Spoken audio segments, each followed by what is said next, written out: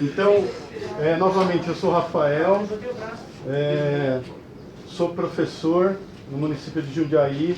Lá eu atuo como educador esportivo e trabalho há 5 anos com o PEAMA, que é o trabalho que eu vim apresentar para vocês aqui. Então, a sigla PEAMA se refere ao Programa de Esportes e Atividades Motoras Adaptadas. E o que eu gosto sempre de destacar inicialmente é que o PEAMA é um programa público e ele é gerido pela Prefeitura do município de Jundiaí. Ele existe há 26 anos, então basicamente ele nasce da ação de 4 professores que estavam fazendo uma especialização em atividade física adaptada, e aí como projeto de conclusão do curso, eles escrevem o projetinho e na sequência começam o trabalho. Depois, vão associar outros professores, as pessoas com deficiência que participam do projeto ao longo desses 26 anos, e a gente tem a certeza e o orgulho de dizer hoje que o PEAMA é uma política pública de Estado, é um programa da cidade, e muito por força das pessoas que construíram isso, né? Então hoje a gente tem a convicção que, independente da bandeira partidária que assuma a prefeitura, o PEAMA vai continuar como uma instituição da cidade, como os hospitais, como os parques, e isso é muito importante, né? Essa construção de uma ação que começa com poucas pessoas, mas vai tomando corpo e ela vira uma coisa que ninguém segura, que é o que eu espero pro Reconvexo também. Ai, não. O programa é maravilhoso. Então, os nossos objetivos lá basicamente são democratizar o acesso à iniciação esportiva, oferecer possibilidades de melhorias na qualidade de vida dos alunos e ser fonte de conhecimento sobre as questões que permeiam a pessoa com deficiência. Aqui nesse slide, eu trago uma foto de uma das turmas que a gente tem lá, da corrida de rua, e o que é interessante destacar dessa turma é que a gente tem diferentes deficiências dentro de uma mesma turma. Então a gente tem 2 meninas que estão num triciclo aqui, elas são deficientes físicas, temos deficientes visuais nessa turma, deficientes intelectuais. Então, é muito gostoso de ver que as potencialidades das pessoas ajudam nas fraquezas da outra. Então vira um ciclo que não tem mais deficiência, né? A gente acaba mitigando as deficiências através dessa ajuda mútua. Desculpa, no slide anterior a gente tinha uma foto da atividade de ciclismo que a gente tem lá também. Aqui a gente tem uma deficiente física, ela é cadeirante, ela está no que a gente chama de handbike, que é uma bicicleta que ela pedala a partir dos braços, basicamente é isso. Bom, e quais atividades são oferecidas lá no PEAMA? A gente tem 16 modalidades, eu trouxe aqui em figurinhas, em pictogramas, e vou falar para vocês as modalidades. Então temos natação, atletismo, bocha, tênis de campo, dança, capoeira, corrida de rua, ciclismo, caminhada, atividades náuticas, escola da bola, futsal, ginástica rítmica, karatê, musculação e goalball. Um parêntese sobre o goalball, ele é uma das poucas, se não a única modalidade esportiva que foi construída e criada especificamente para a pessoa com deficiência, né? A pessoa com deficiência visual. Então uma característica também importante. As outras todas foram adaptadas numa modalidade que já existia para a pessoa com deficiência praticar. Aqui nesse slide a gente tem a foto de um aluno com deficiência visual, é o Iago. Ele está no barco e ele está com o leme do barco na mão. Então ele está fazendo a navegação e dizendo a direção que esse barco deve ir a partir dos comandos do professor que está ao lado dele, das instruções. Bom, e quem atendemos? Pessoas com deficiência física, visual, intelectual, auditiva, doenças mentais e o transtorno do espectro do autismo. A faixa etária que a gente atende a partir de 5 anos, sem a perder de vista. Atualmente são aproximadamente 362 alunos. E no PEAMA a gente atende pessoas de Jundiaí e mais 11 cidades da região, do entorno. Vamos falar um pouquinho sobre a distribuição dos alunos por deficiência. Então, como que é a porcentagem de cada deficiência lá dentro do PEAMA. Então, eu trago aqui um gráfico de barras horizontais, e a gente tem 3,4% dos alunos que têm a deficiência auditiva, 13,2% dos alunos têm a deficiência visual, 19% dos alunos entram numa classe que a gente chamou de outras deficiências. Aí basicamente a gente tem o transtorno do espectro do autismo e os transtornos mentais. 31,9% dos alunos têm a deficiência física e 44,8% têm a deficiência intelectual. Bom, mas vamos tentar aproximar mais do tema aqui dessa conferência e falar um pouquinho de exercício físico e a deficiência visual. Então, para iniciar, eu quero falar dos benefícios fisiológicos, mas vou acabar sendo rápido aqui, porque eles basicamente são os mesmos que todas as pessoas têm. Aquelas melhorias cardiorrespiratórias, musculoesqueléticas, né? Eu procurei um pouco sobre alguma questão específica do exercício e a pessoa com Lyon, eu não encontrei nada. Agora, participando aqui durante o congresso, tive algumas ideias de pesquisar mais sobre essa questão do metabolismo mitocondrial. Eu sei que o exercício influi nisso, então pode ser que através disso a gente pode ter melhorias na questão oxidativa, enfim. Se eu pesquisar melhor, talvez numa próxima conferência eu possa trazer um tema desse. Então, basicamente, os benefícios fisiológicos são os mesmos que todos procuram. Porém, nosso modelo de sociedade, ele impõe maiores dificuldades às pessoas com deficiência, o que a gente chama de barreiras. Para ilustrar melhor essas barreiras, eu quero trazer para vocês um estudo de Marmeleira e colaboradores que foi publicado em 2018. Basicamente, ele fez na cidade de Brasília. E o que ele fez? Ele fez um questionário via telefone, perguntando para as pessoas com deficiência visual quais eram as barreiras que elas enfrentavam para a prática de atividade física. Ele deu a opção de 35 barreiras, e eu trago aqui as 5 mais citadas. Então, a primeira barreira mais citada foram os problemas com as calçadas. A segunda, falta de espaços apropriados para a prática de atividade física. A terceira, falta de políticas públicas de apoio. A quarta, necessidade de alguém no auxílio, um guia, por exemplo. E a quinta e última, falta de oferta de atividades por instituições especializadas. E o que essas barreiras podem trazer, né? Quais podem ser as possíveis consequências? Essa pessoa, né? Qualquer pessoa com deficiência, mas aqui em específico, a pessoa com deficiência visual, pode entrar num quadro de isolamento social, aí um pouco de depressão, essas questões, que pode levar a um estilo de vida menos ativo, uma pessoa mais sedentária, tendo como consequência uma maior exposição a doenças, né? Então esse é um quadro preocupante que a gente vê aqui. E aí o que a gente quer propor é tentar entender qual seria o impacto de um programa de exercício, de atividade física, de esporte, nesse quadro preocupante. E aí, a reflexão que a gente fez foi a partir do nosso entendimento do programa que a gente tem lá em Jundiaí, tá? E o que a gente entende que a gente consegue reduzir dessas barreiras. A barreira número 2, falta de espaços apropriados para a prática de atividade física. A gente consegue atingir isso. É importante deixar claro que, na maioria das vezes, o que a gente tem lá em Jundiaí são espaços que foram construídos não acessíveis, e ao longo do tempo eles foram sendo adaptados. Um bom exemplo, há uns 5 anos atrás, a piscina lá nossa, uma das únicas que a gente tem, ganhou um elevador que ajuda uma pessoa, um cadeirante, a entrar e sair da piscina com maior facilidade. Outra barreira que a gente consegue reduzir, falta de políticas públicas. Nós somos uma política pública voltada para o esporte para pessoa com deficiência. Outra, necessidade de alguém no auxílio. Nos nossos grupos a gente tem guias, voluntários, e mesmo quando a pessoa com deficiência tem uma necessidade maior, a gente tem um modelo de aula que a gente chama de 1 para 1, que é um aluno para um professor. Então o professor dá uma atenção total para o aluno ali, para ajudá-lo nas práticas que ele precisa.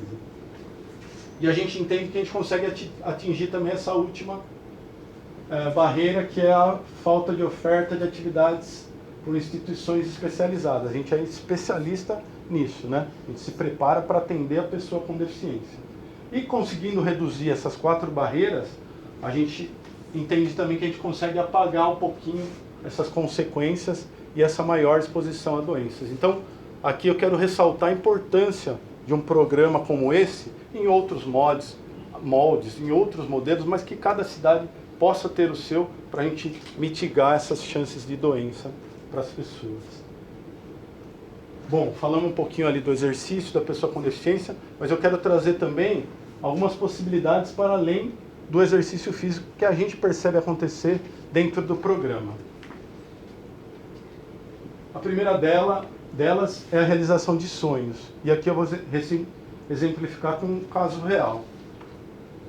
Aqui a gente tem a foto de um dos nossos alunos, Thiago Silva, ele também é deficiente visual, e aqui ele está abraçado com o ídolo dele, o Cássio, goleiro do Corinthians. Então, o Thiago, a partir do programa, ele teve a oportunidade de ir conhecer o centro de treinamento do Corinthians. Eu propus que fosse outro time, tá? Também procurou. Assistiu um treino, tirou fotos e conversou com o ídolo dele. Então, que possibilidade, né? Além disso, compartilhar conhecimentos. A gente recebe lá estagiários da educação física. Então, muitos deles têm o primeiro contato deles com a pessoa com deficiência, né? Saber como conversar, como se aproximar, todas aquelas coisas que a maioria de vocês enfrenta no dia a dia, eles aprenderem sobre isso e para poder serem um profissional mais preparado para receber essa pessoa. Além dos futuros profissionais de educação física, a gente recebe profissionais de outras áreas também, fisioterapia, psicologia, jornalismo, recebemos até da moda para entender como preparar uma roupa para um cadeirante, o que eu tenho que fazer, enfim. Então, são possibilidades boas. O próprio fato de estar aqui nessa conferência, aprendendo mais e tentando também compartilhar conhecimento, participação em congressos, publicação de trabalhos, então é uma forma de a gente compartilhar esses conhecimentos. Pensando sempre numa sociedade que consiga acolher a todos nós, né? Os grupos de famílias e de alunos. Paralelo às aulas esportivas, a gente tem grupos de famílias, então pai, mãe, irmãos, que se reúnem semanalmente a partir do direcionamento de um professor, e aí eles conversam sobre muitos temas.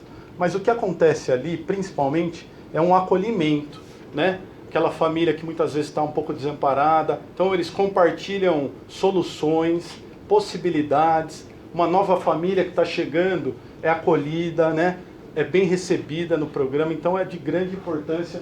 A gente vê um crescimento grande das famílias e um suporte, mesmo porque, infelizmente, a gente vê muitas vezes as famílias com a pessoa com deficiência um pouco isolada, tanto do restante da família, quanto do núcleo social ali do bairro, enfim. E ali é um momento que eles se encontram acolhidos novamente, um lugar para ter fala, conversar, ouvir. A gente acha muito importante. Já os alunos, eles têm um trabalho um pouquinho diferente, que eles trabalham habilidades além das habilidades esportivas. Então, questões culturais, culinárias, habilidades, espaço de fala, enfim, um crescimento do ser humano como um todo mesmo. E, finalmente, a possibilidade de um suporte para o desenvolvimento de tecnologias assistivas. Então, vou dar um exemplo real que a gente tem atualmente. A gente tem um pesquisador trabalhando lá conosco, que ele está tentando desenvolver um sensor para a pessoa com deficiência visual, para ela transitar melhor pelas ruas, para ela poder andar melhor pelas ruas, né? Então, o que ele consegue lá? Ele consegue conversar com os alunos com deficiência visual, ter as informações, qual é o problema, o que vocês enfrentam, né? Mais concretas, vai para o laboratório, tenta desenvolver as coisas dele, traz ali um primeiro modelo, testa, vê o que funcionou ou não, faz os seus apontamentos, vai para uma melhoria, e aí a nossa esperança é que ele possa soltar futuramente um novo produto que possa ajudar de alguma forma as pessoas. Mas como fazemos tudo isso? E aqui eu entendo que é a parte mais importante do nosso programa, que são as pessoas. As pessoas fazem a diferença em qualquer lugar, em qualquer problema, em qualquer dificuldade. Então aqui eu trago a imagem da nossa equipe lá.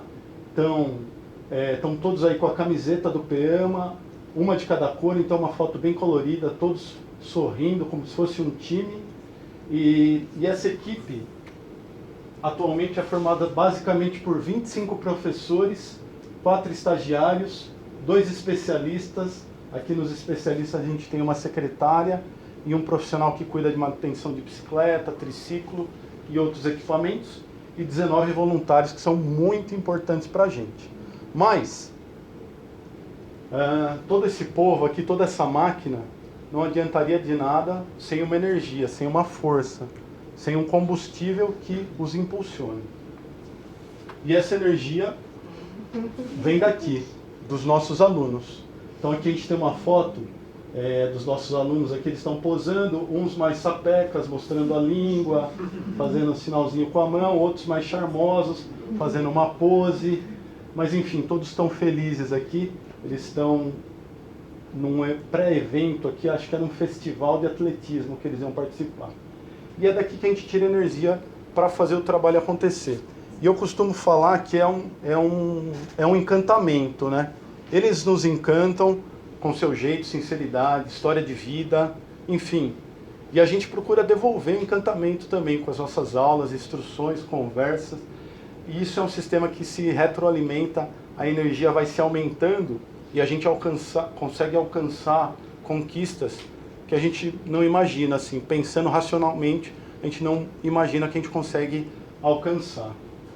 E eu quero trazer para vocês algumas dessas conquistas. Bom, já passaram pelo programa mais de 1.500 pessoas nesses 26 anos de história aí. E eu posso afirmar que cada uma delas deixou algo importante, algum ensinamento que ainda está lá dentro, ainda é carregado para frente, né? Uma energia que está lá. E com certeza levaram também consigo algum aprendizado, algo para a vida. Importante a gente lembrar que a pessoa com deficiência, como todos nós, também desiste de um programa de esporte, de uma atividade física, dos seus cuidados. Pelas mesmas causas que todos, né? Enjoei, estou cansado, arrumei um emprego, não posso mais, mudei de cidade, casei, tive um filho, enfim, as coisas acontecem e como todos.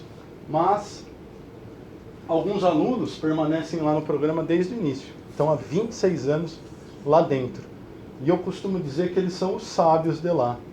Eles carregam essa energia, essa coisa boa, as vitórias com eles, ensinando para quem chega. Inclusive, quando eu cheguei lá, aprendi muito com eles, de como lidar, qual é a energia, como vencer barreiras, como ultrapassar os desafios que parecem, isso não vai dar, mas vamos embora.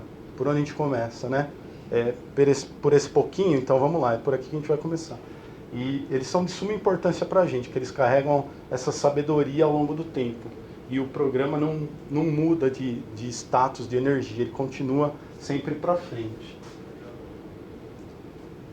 Outro marco importante de 2014 foi a criação do Departamento de Esporte Adaptado. Então, o departamento não nasce com esse nome, ele começa como uma diretoria, mas basicamente, dentro da estrutura da Prefeitura de Jundiaí, da estrutura organizacional, nós temos a Unidade de Gestão de Esporte e Lazer, que cuida da gestão do esporte como um todo dentro da cidade, e dentro dessa unidade nós temos 4 departamentos, e um deles é o Departamento de Esporte Adaptado. Então, a importância da cidade ter dentro do seu organograma um espaço para cuidar do esporte para a pessoa com deficiência, né? Isso é muito importante. Outra conquista importante para a gente, em 2018 o PEAMA ganhou o prêmio Ações Inclusivas para a Pessoa com Deficiência. Esse é um prêmio que é dado pelo governo do estado para ações que acontecem dentro do estado todo, e nesse ano o PEAMA estava concorrendo como uma ação governamental e concorreu com ações das mais diversas áreas, assistência social, da medicina, da cultura, e para a gente foi um orgulho ganhar esse prêmio, tanto que ele fica num lugar especial lá da nossa sala, que a gente passa e a gente pode enxergá-lo todo dia. E saber também do reconhecimento do trabalho, que é importante em algum momento você ser reconhecido por alguém, né? Outra conquista para a gente foi que o PEAMA não parou durante a pandemia. E aí eu vou contar mais ou menos como aconteceu. Eu lembro bem, em março de 2020, a gente disparando via WhatsApp, cada grupo, cada uma daquelas 16 atividades que eu falei para vocês, tem um grupo de WhatsApp por onde a gente envia os recados, e aí a gente enviando um recado padrão de aulas suspensas por tempo indeterminado. E aí, passados uns 3 dias, a gente sem ver os alunos, aquela preocupação, pô, não podemos estar distante desse pessoal, precisamos de alguma forma estar perto deles. E aí a primeira iniciativa nossa foi fazer um vídeo, todos os professores participaram, de como lavar as mãos. Naquela época era um assunto muito importante. Então a gente disparou esse vídeo, mandamos para eles, e na sequência começamos a mandar vídeos curtos com atividade física, exercícios para eles fazerem. E aí o que a gente pedia para eles era devolverem com uma fotinho ou um pequeno vídeo de que eles estavam fazendo. Então funcionou bem por 1, 2 meses, porém, para quem a gente viu, estava caindo um pouquinho a presença deles dentro desse modelo. E aí os primeiros problemas que a gente teve foi por causa de internet, né? Eles já não conseguiam mais baixar vídeo, tinha uns que tinham uma franquia pequena de internet, e aí a solução que a gente achou foi colocar os vídeos no canal de YouTube do PEAMA. Aí eles conseguiam acessar sem usar muita internet, e funcionou por mais uns 1 ou 2 meses também, mas aí de novo, começam a sumir de novo. Precisamos ir atrás desse pessoal, precisamos cutucar eles. Aí a estratégia foi as ações via Instagram e Facebook. O que a gente fazia? Quem estava retornando para a gente com algum sinal, um vídeo, uma foto, a gente montava alguns videozinhos e colocava no Instagram e no Facebook do PEAMA. Eles se viam por lá, quem não estava fazendo via e falava, pô, eu quero aparecer também, quero estar lá. E aí voltou. Não pelo exercício, está me fazendo falta, mas de algum jeito voltou. Para a gente era importante eles estarem com a gente, a proximidade. Voltaram a mandar lá, e aí, mas novamente, funciona por um tempo, daqui a pouco, exercício é fogo, gente. Eu sou professor, mas eu também passo por isso. Para a gente parar é 2 palitos. Né? Um dia que não deu para ir, o outro dia também não deu. A hora que você vê, né, sumiram de novo. E aí a última estratégia foram as aulas ao vivo via aplicativo de reuniões. A gente usou o Zoom lá também. Toda aquela dificuldade para ensinar, né, a gente tem os mais diferentes níveis de instrução escolar, enfim. Mas foram aprendendo e aí conseguimos nos reunir. E aqui o que ajudou a manter uma longevidade durante o resto da pandemia toda foi o fato deles se verem, poder interagir. Para eles é muito importante essa interação. A partir do momento que eu fazia sozinho na minha casa, ficou muito chato. A hora que eu voltei a ver alguém ali, poder falar um oi, e aí, como tá? Bagunçar um pouquinho, a gente conseguiu de novo uma aderência às aulas. E aí um último problema que a gente teve que solucionar é que alguns alunos tinham um problema com essa bagunça, todo mundo falando, às vezes não entendiam a instrução, os deficientes visuais, alguns precisavam de um silêncio maior, não estavam conseguindo fazer o exercício, e o que a gente propôs foi uma aula mais individualizada, através de chamadas de vídeo pelo WhatsApp. Então o professor fazia com 1, 2 ou 3 alunos, né? E aí conseguia uma aula mais calma, instruindo, e a gente conseguiu tocar bem e conseguimos manter eles, pelo menos, minimamente ativos. E aqui eu trago também as conquistas paralímpicas. Importante dizer e ressaltar, pessoal, que essas conquistas não são o objetivo do programa. Não é o que a gente busca. Mas também é interessante ver que o programa não bloqueia essas possibilidades, né? Ele permite que elas também aconteçam. Então aqui de primeira foto a gente tem o Christian Ribera. Ele está numa cadeira de rodas adaptada para neve, então ao invés das rodas, a cadeira usa 2 esquis embaixo e através de 2 bastões eles fazem a corrida dessa forma, né? E o Christian chegou desde pequeno lá no programa. Ele não faz essa atividade conosco lá, porém a Confederação Brasileira de Desporto da Neve faz anualmente uma peneira lá com a gente. Vai lá, faz uma seletiva, dá uma olhada e pega potenciais atletas para ir. E foi daí que o Christian surgiu. Ele está com 19 anos hoje e já participou de 2 Paralimpíadas de Inverno. Então vejam que potencial legal aqui. O outro que eu trago é o Thomas Juan. Nessa foto ele está no pódio olímpico das Paralimpíadas de Tóquio 2021. Ele está com a medalha de prata segurando ali.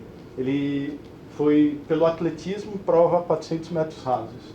Thomas tem a história parecida, cresceu lá no PEAMA, fez várias atividades, chegou até aí não só pelo PEAMA, pelos potenciais que ele tem, pela família que ajudou, tem muita coisa junto, mas também pela nossa ajuda, né, uma mãozinha. E o último aqui que eu trago é o professor Alessandro Tozin. Ele é ex-técnico da seleção brasileira de goalball masculina. Bom, entre um currículo aí que eu demoraria mais uma palestra para falar, o Ale tem 3 medalhas paralímpicas, prata em Londres 2012, bronze no Rio 2016 e finalmente ouro em Tóquio 2021. Ale começou como estagiário lá no PEAMA, cresceu pelas suas potencialidades, enfim, chegou à seleção e se manteve trabalhando com a gente. Lá ele dá aulas ainda de goalball e karatê, ainda está com a gente lá dando aula. Mas essas não são as conquistas mais importantes para a gente. As conquistas mais importantes são as conquistas cotidianas, as conquistas que acontecem em cada aula, em cada instrução, em cada evolução de um aluno, né? E para também ilustrar um pouquinho para vocês, eu quero trazer o relato de uma das nossas alunas, a Jéssica do Nascimento. Ela tem 29 anos, e esse relato aqui que eu vou ler na íntegra, ela colocou nas redes sociais dela. Vamos lá. Eu tinha desistido do meu sonho, mas o sonho não desistiu de mim. Sou deficiente visual, baixa visão e aprendi a andar de bicicleta. Agradeço a todos os professores por fazer o sonho ser real. Então, realmente são essas conquistas, que essa é mais palpável, mais perceptível para a gente. Tem outras que não são tão perceptíveis para quem está mais longe, mas também acontece. Um rápido exemplo, um aluno, uma criança com transtorno do espectro do autismo, chega no primeiro dia de aula dela, numa aula de 50 minutos, ela fica 5 dentro da aula e vai embora. Passado 2 meses, essa criança está ficando meia hora nessa mesma aula. Para a gente também é uma conquista enorme, para ele também. Então são essas conquistas que nos movem a cada dia, nos fazem acordar, correr atrás e saber que qualquer sonho, qualquer dificuldade, a gente consegue passar por cima. Como eu falei, a partir das pessoas, né? E não só quem está propondo, mas também quem está fazendo. Juntos essas pessoas conseguem chegar, né? E o sonho acaba sendo de todos juntos. Isso é interessante, que ele é abraçado e vira o sonho do programa, né? Bom, estou chegando ao fim aqui. Nesse slide eu trago 3 figuras. Uma primeira de uma menina que tem os traços de uma pessoa com síndrome de Down. Ela está com um sorriso muito bonito no rosto, com as mãos sujas aqui, toda pintada de tintas coloridas, e parece estar muito feliz com isso, está mostrando as mãos assim. A segunda foto, uma criança, um menino cadeirante, está em cima da sua cadeira, tocando a cadeira, e atrás, empoleirado na mesma cadeira, está um amigo que parece estar gritando. Eles estão mostrando que estarem se divertindo muito, né? Balançando em cima da cadeira. E o último é um quadro, também, na minha opinião, muito bonito, muito colorido. Tem várias árvores, o chão é muito colorido, parece um arco-íris, uma aquarela de cores. No meio do quadro a gente tem uma pessoa com um guarda-chuva. Esse quadro foi pintado por um artista com deficiência visual, John Bramblett. Quem não conhece ainda e puder dar uma olhada, faz coisas incríveis. Repete o nome? John Bramblett. E a partir desse cenário, eu quero trazer para vocês um pensamento, uma frase que tem nos conduzido muito nos últimos anos lá no PEAMA. a vida não é colorida, é colorível. Então, isso nos conduz muito, e infelizmente, como eu já falei um pouquinho das barreiras, a nossa sociedade atualmente, ela limita um pouquinho o acesso a essas cores, a essas tintas, né? E a nossa ideia com o programa é poder devolver a possibilidade de cada pessoa acessar a cor que ela quiser, a tinta que ela quiser, para que a partir disso ela possa dar para a vida dela a cor que ela quiser, a cor que ela bem entender. Para finalizar, eu deixo aqui o contato do PEAMA de e-mail, que é peama@jundiaí.sp.gov.br. Para quem quiser conhecer um pouquinho melhor, o nosso Instagram é o peama.jundiaí. Gente, muito obrigado pela possibilidade, pelo tempo e pela atenção.